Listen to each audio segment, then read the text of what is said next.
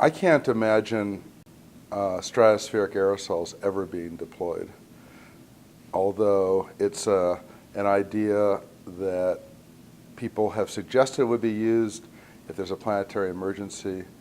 I think that research that will be going on will bring up so many issues, some of which cannot ever be addressed, that it would be actually impossible to implement it in the real world. And I've written a paper that was published in Science earlier this year that showed that you can't test it unless you basically do full-scale deployment for two reasons. One of the tests is, can you create a cloud in the stratosphere of tiny particles that will last and scatter sunlight?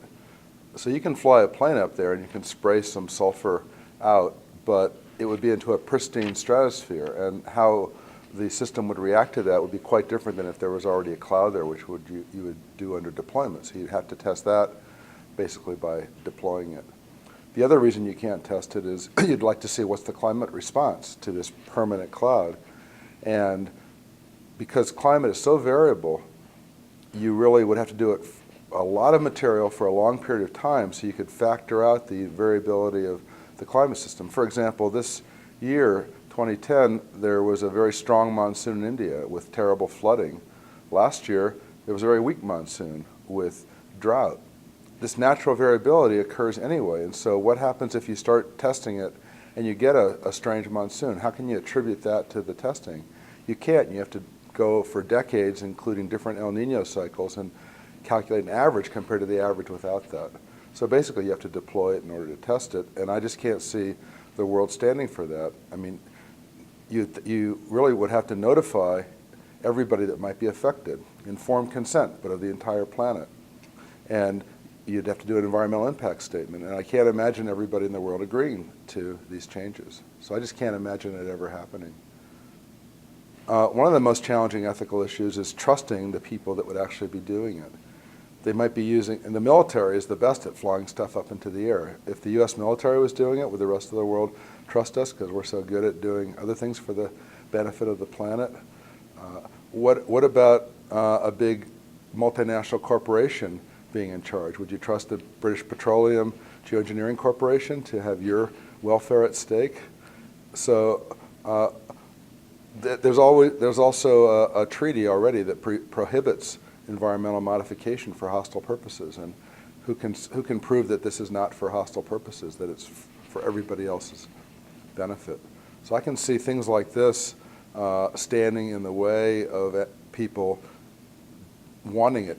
I can't imagine the whole world trusting a very esoteric technology with people from another country in control of it to look out for their welfare, because there's not much of an example of that through the history of colonialism on the planet already.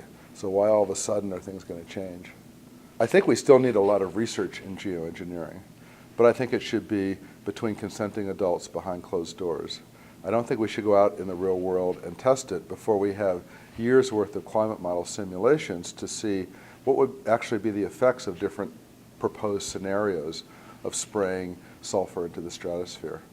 To that end, I've organized what we call GeoMIP, a model intercomparison project that will tack on to the runs that are being done now in preparation for the next IPCC report.